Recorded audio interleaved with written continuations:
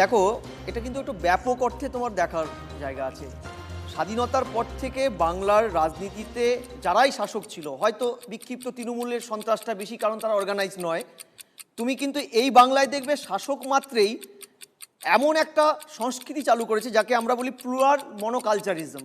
অর্থাৎ মুখে বলছি আমরা বহুত্ববাদ মানি বা রাজনৈতিক বহুত্ববাদ, কিন্তু তারা এক সংস্কৃতিবাদকে ইয়ে করে।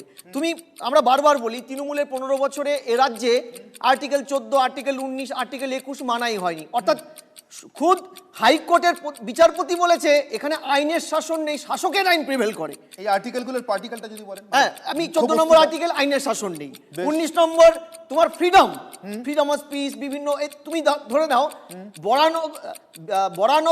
বরানগর বলছি, এই বিধাননগরের মিউনিসিপাল কর্পোরেশন ভোটে একদিনে 22 জন সাংবাদিক আহত হয়।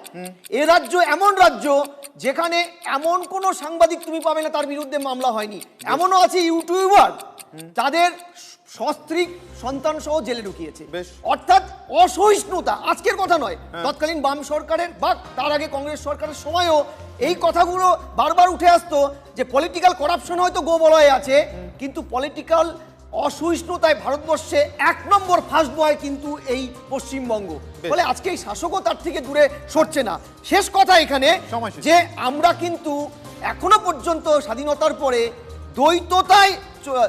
দ্বৈততা করিনি পলিটিক্সে, দ্বৈরথকেই এক্সারসাইজ হিসেবে ধরে নিয়েছি শাসক মানে, শুধু তৃণমূল কেন, সবাই তাই।